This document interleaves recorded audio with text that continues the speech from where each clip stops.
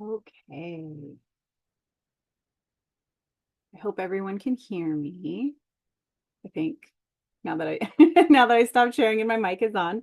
Um, Welcome everyone. Thank you for coming today to the Public Health Modernization Chats. I'm Heather Redmond.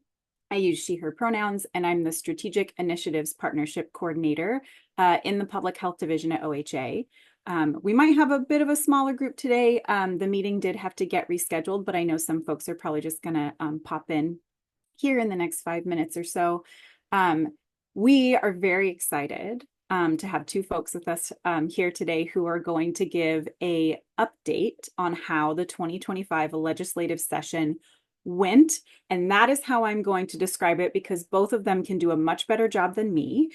So I'm going to go ahead and turn it over to them to do introductions.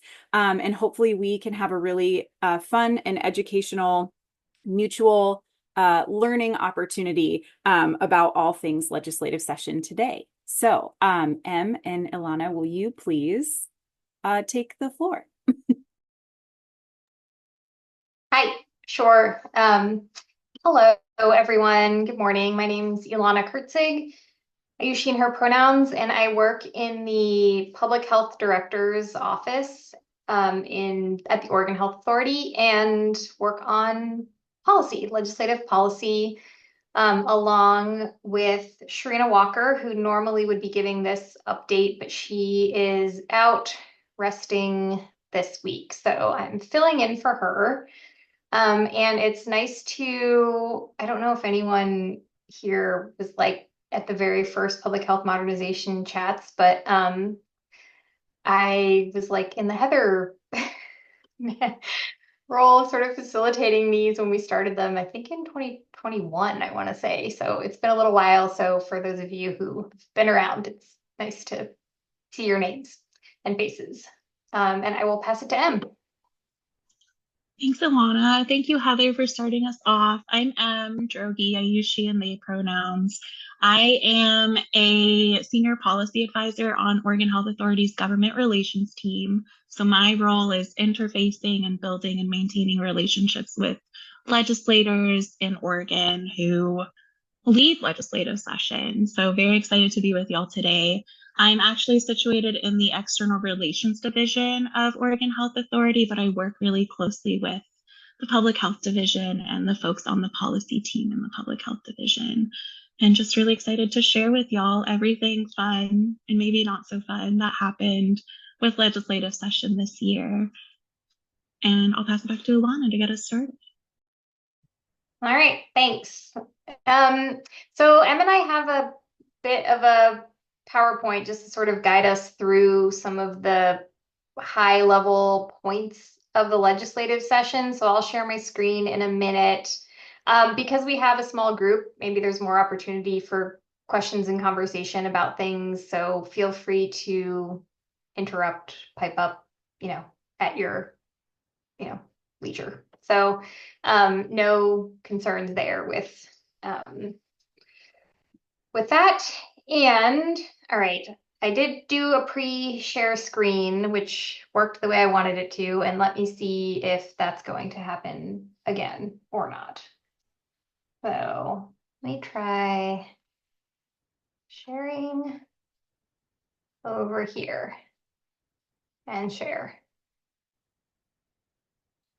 Okay, hopefully you're seeing a full screen of PowerPoint presentation. So excellent. Thanks for the confirmation there. Okay, so as Heather mentioned, we're going to do a quick recap of the 2025 legislative session. It just ended a couple of weeks ago. It went pretty long this year. Let's see. No, that's not how I'm moving forward. Here we go. Okay, so this is the agenda for today. Again, we'll just give a little overview and talk. A big chunk of this is going to be talking about the key bills related to either the public health division or just public health in general. So, and then we can talk more and answer some questions. Okay, So just a quick overview, the long session, which happens in odd number of years. So this year is maximum of 160 days. And this year it went almost to that limit. I think it ended like 24 or 36 hours prior to the limit. So they were really pushing up against it there. This is the time when the biennial budget is passed. We can see thousands of bills passed and or introduced. And in fact, this year, let's see, we had a lot of bills that were introduced. So almost 3,500 bills were introduced, which is a lot more than typically happens in long session. There are always a lot of bills, but usually they're closer to like 3,000. And so there was a pretty significant increase this year. OHA tracked a bunch of bills, and the Public Health Division, I have to say, usually does a lot of tracking relative to other divisions in the agency. Part of that is just the size of the division, and then part of it is also because public health, as everyone here knows, kind of has its hand in everything health related, and so we track a lot of stuff. So let me see. Em sent me some better numbers here. So the Public Health Division tracked of the bills that were passed, if I'm understanding this correctly, the Public Health Division passed or tracked 629. And yeah, 1582. Okay. Can you sorry, now I'm like confused. Yeah, sorry, these numbers are very confusing and make no sense. So the Public Health Division this session tracked 629 bills in total. That's of bills both passed and not passed this session, Yeah. which means that they tracked almost 40% of all the bills that we saw this session, which is just mind-boggling and a reminder that public health is everywhere when we least expect it. Yeah. Okay. Thank you for uh, confirming what you wrote. So in this process too, OHA requests bills as well. So there were several bills that came directly from the agency, and those are ones that go up through the governor's office and are requested by the governor sort of on behalf of the agency. Okay, so that's just a general overview. Are there any questions about just kind of the basics of tracking and the logistics of the session generally? We can answer those before we move to the bill review. Okay. Oh, Oh, sorry, Lana. I just Heather, go want to ahead. say, like, not a question, but just kind of a shout out to all of the folks, myself included, who were involved in tracking bills and reviewing them.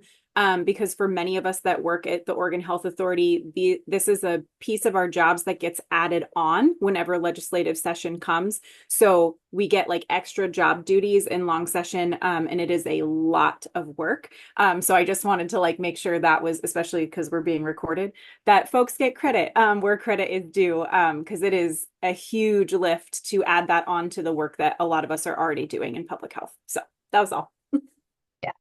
Okay. Yeah. Thanks for mentioning that. Yeah, it is kind of a chunky side gig during every other year. So okay, I am going to pass it to Em to talk a little bit more in detail about some specific bills. And if you have questions, we can do our best to answer those or direct you to the answers if we do not know them. So let me mute myself, and Em, I will pass to you. Thank you. Yeah, so I'm going to start us off on some of the bills that were introduced by the governor on behalf of the agency. So that's starting with Senate Bill 837, which modernizes the language around Oregon's Volunteer Registry of Emergency Volunteers, which is known as SERV-OR. Among other things, the bill allows volunteers to be deployed. Oh, thank you, Heather. Yes, SB is Senate bill. I need to remind myself acronyms are not the vibe. ever. Um, the bill also allows volunteers to be deployed even without a statewide emergency declaration, such as for local public health educational fairs or more local emergency needs, such as staffing warming shelters.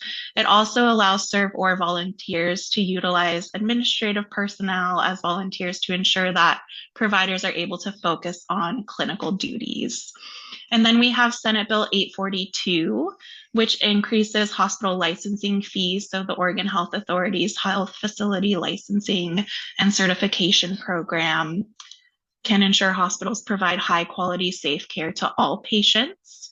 That program is responsible for enforcing new laws, conducting initial licensing surveys, and investigating patient safety incidents. This bill was really exciting this session because the licensing fee hadn't increased in over 15 years, despite changes to hospitals and health systems and the passage of new laws and requirements for hospitals. And we were really excited to see this one move through this session because that fee was about time to be increased with the rising costs and all of the different regulations that we have to follow as an agency. And then we have Senate Bill 844, which is our technical fixes bill, which means very small, minute changes that don't completely change policy or the intent of an existing policy or existing law.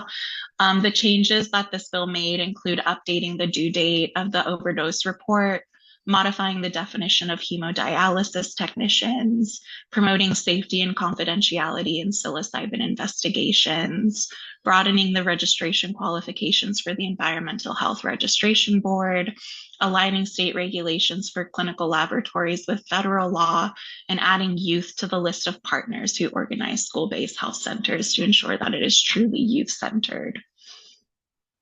Does anyone have any questions about those three bills before we move on? Amazing. So these are three bills. There are other bills that were introduced on behalf of the governor for Oregon Health Authority as well.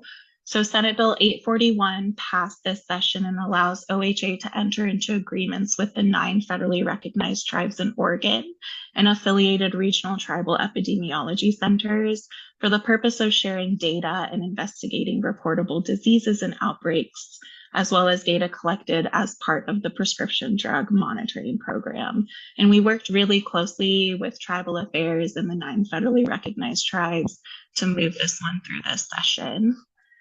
Then we have House Bill 2528, which was our bill to protect youth by closing tobacco loopholes. This bill did not pass this session, but it got very, very close to passing. The bill would have brought oral synthetic nicotine products such as ZYN into parity with existing state regulation of other tobacco products. Currently, synthetic nicotine products are federally illegal, but limited enforcement at the federal level means that some retailers in Oregon are selling to people under 21. The bill would have allowed our tobacco retail license program to inspect retailers to ensure that they aren't selling oral nicotine products to minors. It would have also closed 2 loopholes that allow retailers to sell to minors through cash prize machines and online delivery systems. And again, this bill didn't pass, but we anticipate future conversations to regulate synthetic nicotine products to ensure that those products are not being sold to youth in Oregon. And then we have House Bill 2937, which is about modernizing newborn blood spot screening. This bill didn't pass this session because Oregon Health Authority formally supported a nearly identical bill, House Bill 2741, which passed both chambers and was signed by the governor. And House Bill 2741 requires Oregon Health Authority to maintain a state public health laboratory, administer a newborn blood spot screening program, and provide education and follow-up care to support families and newborns who have screened positive for any conditions through newborn blood spot screening. This bill basically put everything that the newborn blood spot screening program does and the Oregon State Public Health Laboratory does in statute so that we're protected and allowed to continue doing this work in the state of Oregon. And we can go to the next slide unless folks had some questions. Amazing. So moving on, these are some other key bills related to public health or related to health. These are not bills that were introduced on behalf of the agency, but these are bills that legislators or other advocates brought forward this session. House Bill 3294 makes changes to the nurse staffing law, House Bill 2697 that passed in 2023, to streamline implementation, the complaint process, and investigations. And the whole purpose of the hospital staffing law, House Bill 2697 that passed in 2023, was to ensure that there were safe patient to nurse ratios in a hospital setting to improve quality of care in a hospital setting. So this bill is really trying to improve quality of care in those hospital settings and ensure that nurses are can be retained and are given their rights as employers and can take breaks and aren't put in environments where they have a whole lot of staff and only one nurse. And so hopefully making hospitals safer settings as well for both nurses and patients. Then we have House Bill 3942, which establishes an expedited licensure process for healthcare facilities that have recently experienced a closure so they can quickly reopen. And the hope here is that we would be able to have healthcare facilities, particularly in rural settings where we see more frequent healthcare facility closures, continue to have access to care so that there aren't gaps in healthcare access across the state, depending on where folks live. Then we have Senate Bill 537, which makes a number of changes to address workplace violence and prevention in healthcare settings. For example, the bill changes Oregon occupational safety and health laws relating to workplace violence reporting and assessment. And it also requires healthcare facilities to implement visual and electronic flagging systems to identify potential threats of violence or disruptive behavior by patients. And this bill was brought forward by Representative Nelson, who is a really fierce advocate in the Oregon legislature for workplace safety in healthcare settings. And he has experience being a nurse in a healthcare facility, so he has that firsthand experience. And he was really eager to bring a bill that would improve safety in the workplace. And this one thankfully passed this session. We're excited to implement. And we can go to the next slide. So House Bill 2005 was a really big conversation in the building this session. It's around civil commitment and aid and assist, and it's a gigantic bill, which we call an omnibus bill in the building. House Bill 2005 does several things. It eases the standard for civil commitment of a mentally ill person. By easing this standard, we have the ability to enable more people in need of services for severe mental illness to receive them via the civil commitment process. It also creates a diversion process for a person to receive mental health treatment before entering the full civil commitment process. It sets time limits on how long an aid and assist patient can be held in restoration at Oregon State Hospital or community settings. The purpose of setting those time limits is to ensure that patients are not warehoused in the restoration process. So it's allowing us to free up beds for people in need and reducing the time patients wait in local jails before admission to the state hospital. This bill also updates procedures for placement and community restoration. Then we have House Bill 2013, which for the purposes of mental health insurance coverage, expands mental health providers to include licensed outpatient facilities who employ certified alcohol and drug counselors. This will further expand insurance coverage for people in need of mental health, drug, and alcohol services and create greater access to those resources as well. And we can go to the next slide. And then these are the last two bills that I will cover with our time together today. We have Senate Bill 729, which expands the types of organizations that are prohibited from denying mental health services for individuals with intellectual and developmental disabilities. The bill also removes the previous age limit, ensuring that individuals of all ages with intellectual and developmental disabilities can receive necessary assessments, treatment, and support.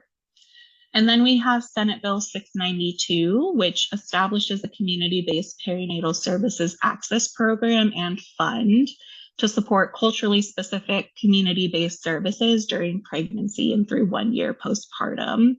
This includes creating greater access to and establishing criteria for birth and postpartum doulas, as well as lactation counselors and educators. And this bill was part of Senator Reynolds' Momnibus package that she brought this session, which were a series of bills that were really aimed at addressing the needs of individuals who are pregnant and any newborns up to 1 year postpartum. And she was really thinking about housing, access to community based culturally specific services. She was thinking of the child tax credit. Some of those bills did not move forward this session, and we definitely anticipate some more conversations around the child tax credit in particular in future sessions as well. And that was everything. So I'll pass it back to Alana unless there are some questions about bills that moved this session or didn't move this session. Amazing.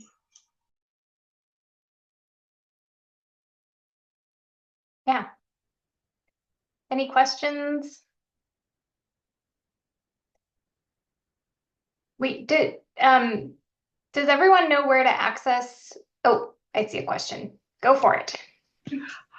Hi, sorry, I was like trying to make notes and keep up. I just caught that HB 2528 and HB 2937 um didn't pass.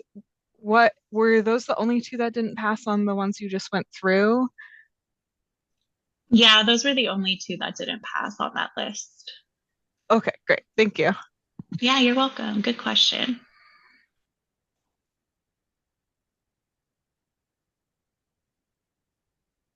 I was gonna say, and maybe we can drop into the chat just the OLS website if people are interested in checking out specific bills, either the ones that Em just went through, or you can also go to the legislative information system and type in keywords and things like that. And if you're looking for bills that we didn't go over, but that are, have topics that are interesting to you.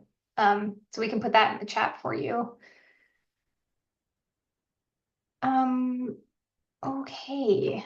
I didn't open the chat box because I think it's going to make a box on the screen that I would have. I don't know. I'm watching the chat and I will Okay. flag if there are questions that come through. Okay. Good. Okay. I will. Thanks, Em, for going over those. Really appreciate it. I'm going to take a few minutes to talk a little bit about the budget for the Oregon Health Authority and for the Public Health Division. And let me know if you have any questions, of course, while I'm going over it. The Public Health Division budget numbers. So the budget is, while it has been passed, it's still going through some like review, and there actually has to be like an approved budget sort of solidified and put forward. So we're in the process of that. OHA's overall budget is close to $42 billion, and the Public Health Division's budget is about $1.25 billion for the next 2 years. This is pretty similar to what the budget was for the last biennium, the 23 to 25 biennium. And so there's a slight decrease, and some of that is just related to the allowance for the agency to spend federal funds. So that was reduced a little bit, but in terms of the general fund and other funds, the budget is pretty similar to what it was in the last biennium. So that's about $1.25 billion. OHA and the Public Health Division put forward policy option packages, and so those are specific budget requests. OHA put forward 4 budget policy option packages this session. requesting money for a few different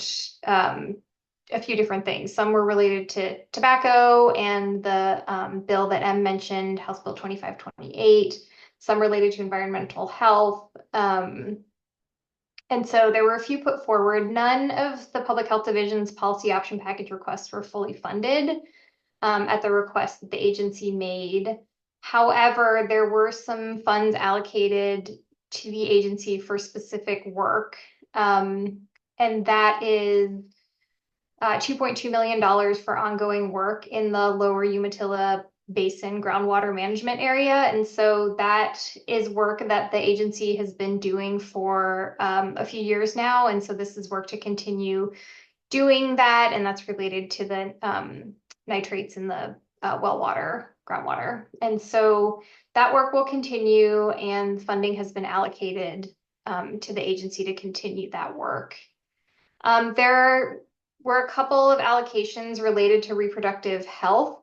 Those are both pass-through funding, so the agency will just take all of the money and give all of it out straight away without keeping any of it. One of those is for 2.5 million for seeding justice. And then there's 10 million also for reproductive health response. And I closed my note about it. But so those are going to go to sort of high need areas of reproductive health provider response. And those are going to be all pass-through funds as well. There is some money as well allocated for school-based health centers, $7 million. That's not all going to stay through the public health division. There's going to be some work with OHA's behavioral health division in terms of the rollout of that, and it's related to mental health services, culturally specific suicide prevention work, and a few other things, but those are sort of the gist of that funding. So those were sort of extra funds that were allocated to the agency of general fund. So those are included in the agency's general fund.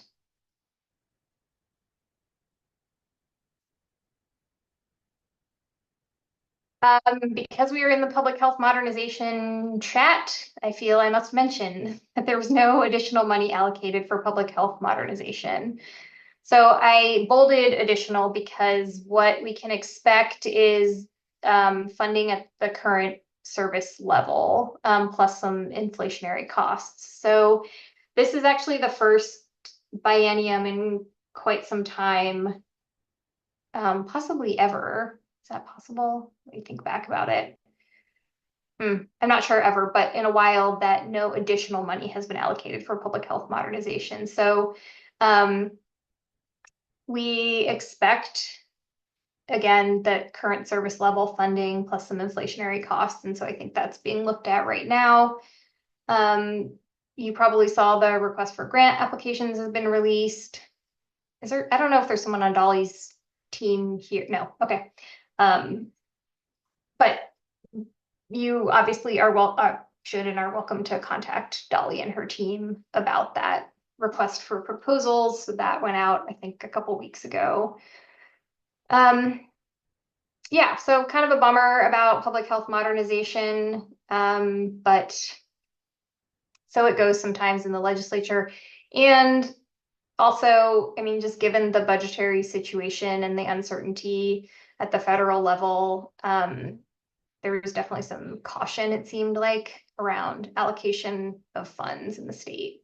So that's the scoop for modernization funding. And throughout meetings that you're in, either with OHA or through other partnerships, I'm sure this will come up again, and we're happy to answer questions as things kind of settle out with the budget in the coming months. I'm going to pass it to you for this last slide that we have. Thank you. Yeah, we wanted to remind folks that legislators are open to engaging during the interim. So not just during legislative session is a time to connect with your legislator. So some ways to get engaged are through legislative days, which happen periodically during the interim between a legislative session and the next legislative session. And legislative days this interim are September 29th to October 1st, November 17th to November 19th, and January 13th to January 15th. During legislative days, some policy committees come back together and we'll have like informational conversations about specific topics. And so you can get a sense of what is a priority for a certain policy committee, what's a priority for different legislators, if you want to get involved and pay attention to those types of things during legislative days. Another reminder is that you can find your legislator for your organization or for wherever you're located in the state at this link that I will post really quickly in the chat. And you can share stories with them. They love to receive emails from constituents and from organizations. You can share stories, you can invite them to events. I think this is just a really great way to kind of allow legislators to keep aware of work that's happening on the ground, because legislators can oftentimes be very disconnected from what's happening on the ground. And I find that reminding them constantly and in ways that is coming directly from community can sometimes lead to more resource allocation during a legislative session, or policies that pass that we really like to see happen in our communities that would increase health equity in our communities, for example. Yeah, so we just wanted to remind folks that there are ways to get engaged during the interim as well. Are there any questions about that?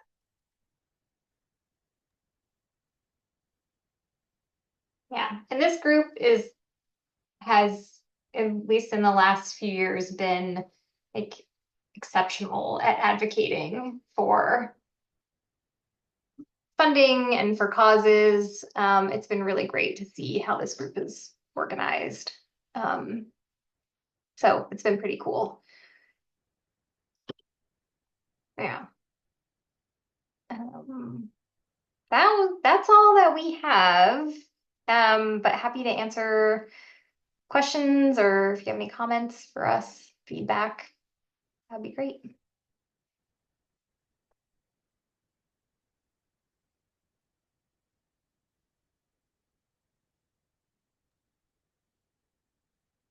Thank you, Ilana and Em. I know that I'm going to give folks a second to process. Sometimes people need a minute to formulate what their questions are.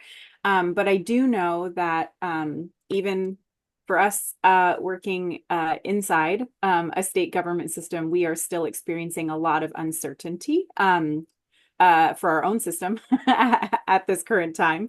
And I know that there are a lot of folks working out in community that are connected with OHA, that are partnered with us, that are depending on us.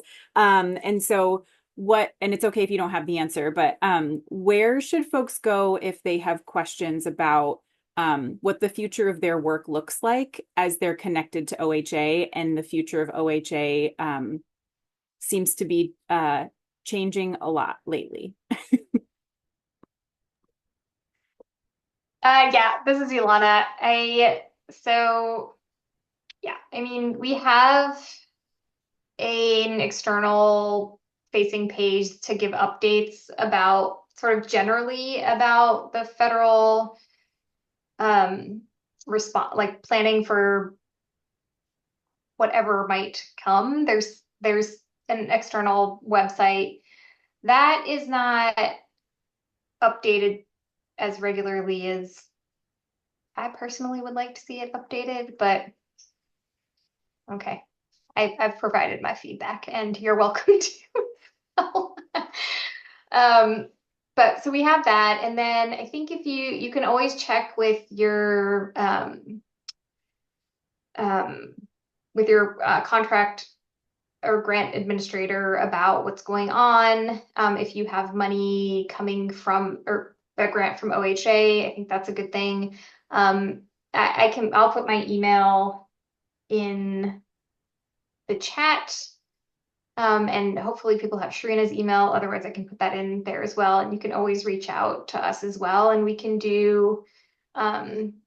we can do our best. We get updates as well from leadership as they know things, but it's been pretty shaky, as you know. So, yeah, trying to think if there's like another um,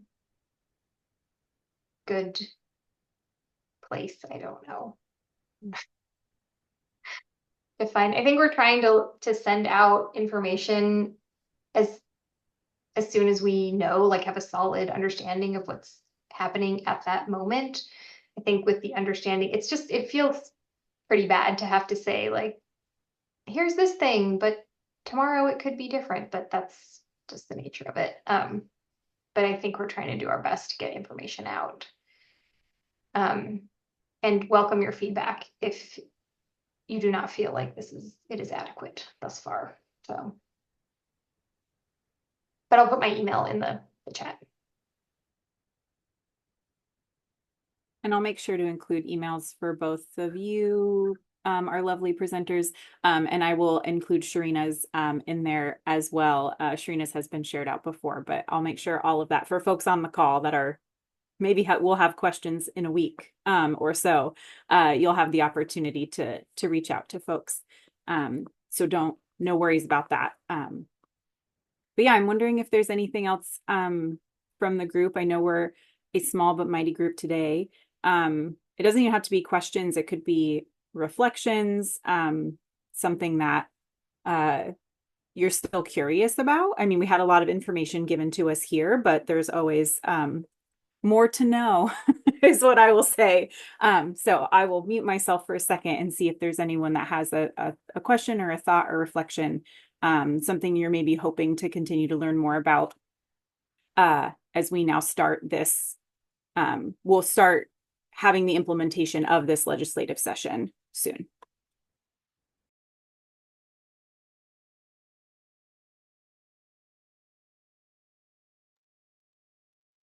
I will. This is Ilana. It's okay if I just speaking of the implementation.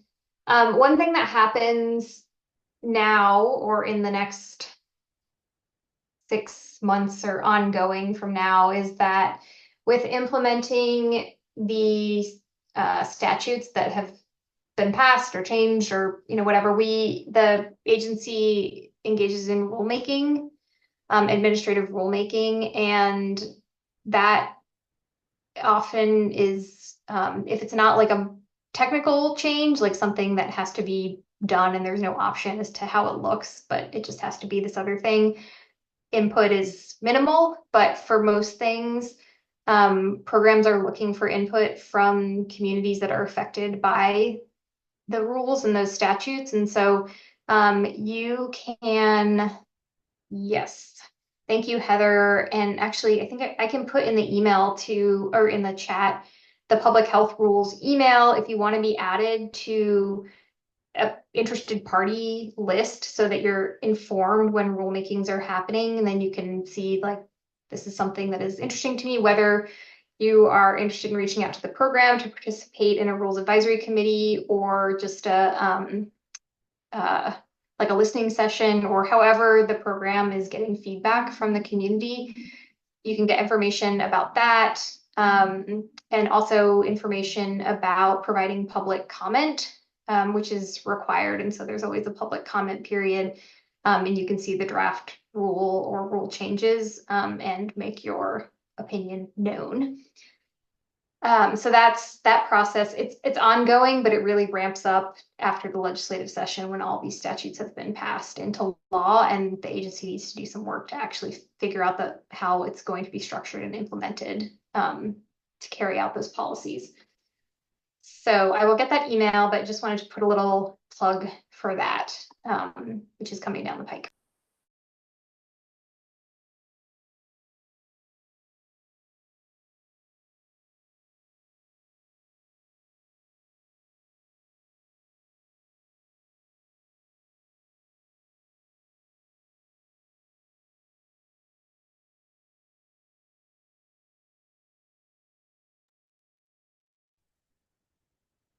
All right. right, everyone. I'm going to take no hands raised and no questions in the chat as a thank you for all this information. I need to go think about it for a bit, and then I will let you know what I need. So we're going to go ahead and just end the meeting a little early today. Thank you for showing up to this meeting as it was rescheduled. Please know that the rest of the public health modernization chats should not be rescheduled. They should all stay on that first Thursday for the rest of the calendar year. This one was a little funky. We had a lot of folks that really wanted to make sure they were taking care of themselves by extending the holiday weekend that many that our state workers got through the 4th of July. So we thought it best to pop it over to this week. And we know that that kind of messed with folks' schedules. And so thank you for your patience and understanding with us as we try to help meet everybody's needs, which is always a very challenging thing to do.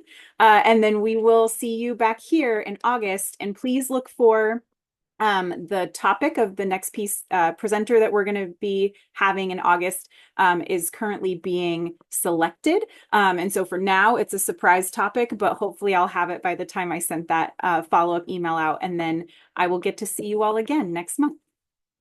Thank you for coming and learning with us. Have a lovely second week of July, everyone.